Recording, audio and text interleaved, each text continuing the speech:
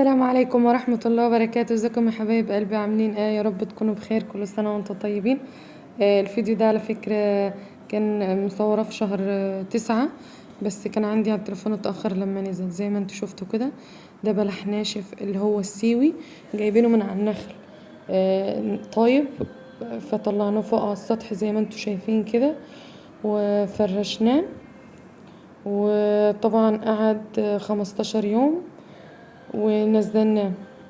طبعا هو زي ما انتوا شايفين نشف خالص ومقمعين، اللي هو حاشين القمع البوز بتاع البلحة او زي ما بيسموها. هوريكم مكانها دلوقتي. فلازم نحوشه علشان لما نيجي نسلقه دلوقتي انتوا هتشوفوا الطريقة. لما بيرقد بقى بنيجي نطلعه في رمضان. طبعا ناس بتاكله تفطر عليه في رمضان، وناس بتعمل عجوة منه، وفي ناس بتحشيه في القطايف. طبعا ليه حاجات كتير. شايفين انا هنا بوريكم المكان اللي هو شلنا منه، اللي هو القمع الاصفر ده لازم يشتغل. في ناس بتشيله هو لسه اخضر ويطلعوه على السطح، وفي ناس لا. تعالوا نوريكم بقى طريقة السليق. احنا طبعا بننضفه من اي بلحة وحشة لما بنطلعه على السطح، ولما بنيجي ننزله بنحوش القمع منه. هنا بقى شايفين الاكياس دي بتاعت البطاطس، على فكرة حلوة قوي في سلق البلح. والحلة دي زي ما قلت لكم في كذا فيديوهات، الحلة دي نحاس بتتحمل القيادة على النار. وطبعا شايفين مية البلح لازم هي لونها بيبقى كده. طبعا البلح بينزل اي حاجة فيه في المية دي، وهتشوفوا دلوقتي بيلمع ازاي. طبعا بنطلعه المية بتقلب، بنحطه دقيقتين 2 كده الشوال، وبنطلع نفضيه في مصفى، وبنملى غيره زي ما الحاجة والدتي بتعمل كده. طبعا احنا كنا بعتلها بتساعدنا، ربنا يديها الصحة يا رب. هنا بقى انا هنا بقلب الشوال، اللي هو لازم البلح يبقى غطسان كده في الشوال، يعني يبقى هو في الشوال كده غطسان تحت. وده الشوال التاني اهو، وبنفضي في النص. فبعد ما يتصفى بنحطه هنا في المجور الصغير ده. شايفين شكل البلح ما شاء الله، بألف هنا يا رب اللي هياكل منه. بسم الله ما شاء الله، الله اكبر، اللهم بارك. بيلمع كده. طبعا حاجة من عند ربنا يعني البلح ده نعمة والله، الحمد لله اللي عنده في البيت يحمد ربنا. احنا ده طبعا الكمية دي هنوزع منها وهنبيع منها. وبالنسبة لنا في فيديو البلح الاخضر نزلته لكم، ده هنفطر منه بصراحة، لان ده بيبقى تقيل في الفطار. حطينا في الفريزر وكده، هبقى اطلع واوريهولكم في رمضان ان شاء الله باذن الله. وبقينا من احياء الدنيا يعني ان شاء الله. هنا بقى والدتي زي ما انتم شايفين، حماتي بتعبي لها في الاكياس كده. ووالدتي ما شاء الله ربنا يديها الصحه يا رب، وتعيش وتعمل كل سنه. هنا بقى زي ما انتم شايفين ما شاء الله مكيسه اكياس جنبيها اهو.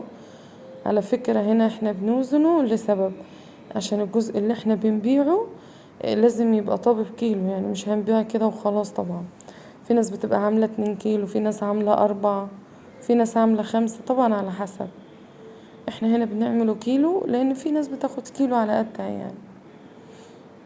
شايفين ما شاء الله البلح عامل ازاي، الله اكبر، بسم الله ما شاء الله جميل. حبايب قلبي ما تنسانيش باللايك والاشتراك وتفعيل الجرس للكل، علشان يوصل لكم مني كل جديد. ويا ريت تكملوا الفيديو للاخر، طبعا عشان لو حابين تعملوها ولا حاجة، والله الطريقة بسيطة وسهلة جدا. هو احنا جبناه من على النخل طايب كده، وطلعناه فوق في الشمس. قعد 15 يوم. وطبعا على حسب الجو شمسه حلو بينشف بسرعة. الجو يعني مش قد كده بياخد طبعا وقت على السطح، يعني لما بينشف او مكان ما انتي حاطاه. بس هو احنا بالنسبة لنا قعد بالظبط 15 يوم بالظبط. ونزلناه بقى، نضفناه وكده، واللي هو جهزناه بقى علشان نسلقه. يا رب يجي على الأمة الإسلامية رمضان على خير إن شاء الله. هنا بقى كده كنا خلاص قربنا نخلص. يعني هي والدتي كانت قاعدة بتوزن وبتضغط بإيديها، وانا على فكرة كنت بعمله كل سنة بس طبعا السنة دي انا عاملة عملية في دراعي، مش هينفع ان انا اعمل الكلام ده خالص، اللي هو اضغط كده بايدي، لانه عاوز ضغط جامد، لازم أن يبقى مضغوط قوي. شايفين ما شاء الله بتبقى وزن الكيلو قد ايه، وبتفضل تضغط في الكيس لما بيبقى يعني نص الكيس. لايك بقى علشان الحاجة بقى ان شاء الله كده ما شاء الله قاعدة يعني، امي دي وام دي يعني الحمد لله ربنا ما يحرمنا منهم الاتنين، يعيشوا يغزونا لنا البلح كل سنة.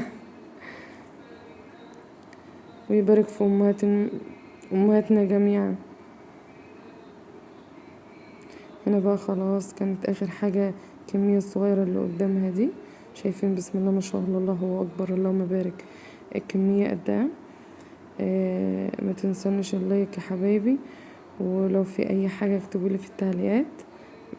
هنا بقى حطينا في كيس ابيض شفاف كبير وربطناه قوي، وهنا حطيناه في شكارة تانية، لازم بنعمل كده كل سنة، وهنغطيه بقى. ومع السلامة.